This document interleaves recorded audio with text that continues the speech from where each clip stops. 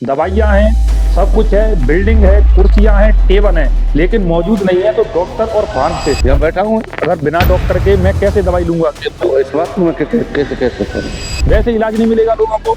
Doctor तो 3 महीने की छुट्टी चले गए है ना। कि यहाँ के जो फार्मासिस्ट हैं वो यहाँ पर अपना निजी क्लिनिक चलाते हैं प्राइवेट, और सुबह आते हैं अपना यहाँ पे हाजिरी लगा देते होंगे, उसके बाद वो अपने निजी क्लिनिक पर सेवाएं देती हैं। नमस्कार, मेरा नाम है जितेंद्र त्यागी और आप देख रहे हैं पतंगड़, बेखौफ सच्ची पत्रकारिता।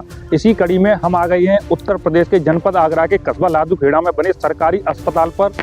उत्तर प्रदेश में जहां स्वास्थ्य व्यवस्थाओं को लेकर इतने बड़े बड़े विकास के वादे किए जाते हैं, जब हम धरातल पर आते हैं तो विकास वो कहाँ चला जाता है, कागजों में हुए कार्य क्यों नहीं दिखाई देते हैं। जब जनता को परेशान होती है, बीमार होती है, तो वो सरकारी अस्पताल में इलाज के लिए आती है, तो क्या लोगों को ऐसी व्यवस्था, स्वास्थ्य व्यवस्था, असली इलाज मिल पाता है? इसी चीज़ की जमीनी स्तर पर पड़ताल करने के लिए हम बिल्कुल जमीनी तौर पर आ चुके हैं।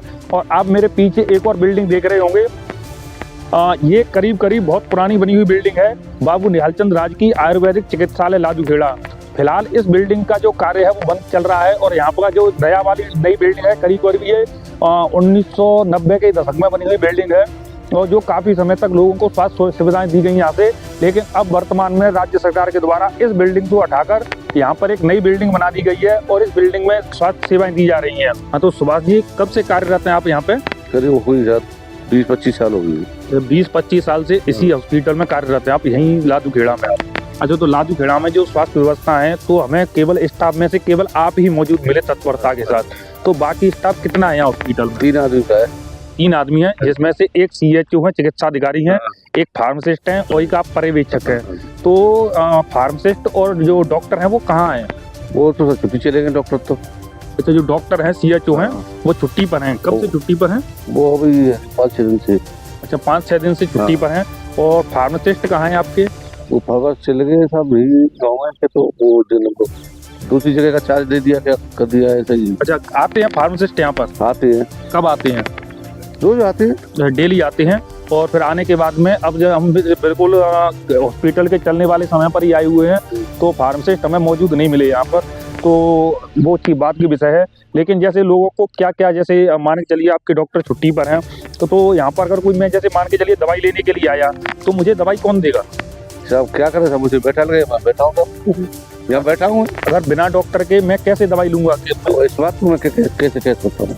न तो यहाँ पर हॉस्पिटल में ग्राउंड लेवल पर फार्मासिस्ट मौजूद हैं, और ना ही डॉक्टर जो बताए जा रहे हैं वो छुट्टी पर हैं। और जो अधिकारियों का कार्य है, अगर वो छुट्टी पर हैं तो उनकी जगह पर जो दूसरे डॉक्टर हैं उनको अस्थायी तौर पर लाया जाए, ताकि लोगों को स्वास्थ्य व्यवस्था मिल सके। यही तो उचित होना चाहिए। हाँ जी, होना चाहिए। अगर डॉक्टर नहीं है, फार्मासिस्ट नहीं है, और यहाँ पर ये दवाइयाँ फिर किस काम की हैं?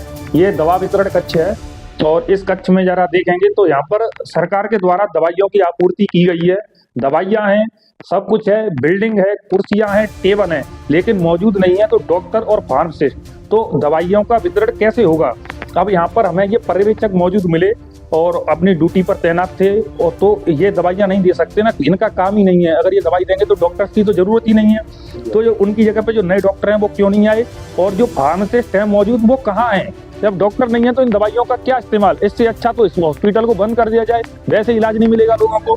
डॉक्टर तो 3 महीने की छुट्टी चले गए है ना। तो उनकी जगह पे CSC को दूसरे डॉक्टर यहाँ पे तैनात करने चाहिए। जगह पे पांडे जी थे ना।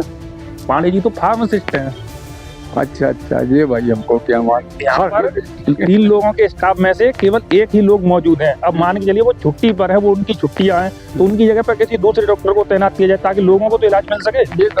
ये तो बात आपकी सही है। सही है कि नहीं? करेक्ट है। तो कि यहाँ के जो फार्मासिस्ट हैं वो यहाँ पर अपना निजी क्लिनिक चलाते हैं प्राइवेट, और सुबह आते हैं अपना यहाँ पे हाजिरी लगा देते होंगे, उसके बाद वो अपने निजी क्लिनिक पर सेवाएं देते हैं पैसे लेकर।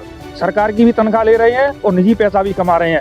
इस चीज़ की भी हम पड़ताल करने के लिए जाएंगे, उनके निजी क्लिनिक पर जाएंगे, और आपको दिखाएंगे कि उत्तर प्रदेश में जो व्यवस्था है किस प्रकार चल रही है। बने रहिए, देखते रहिए पतंगड़। मेरा नाम है जितेंद्र त्यागी। जय हिंद, जय भारत।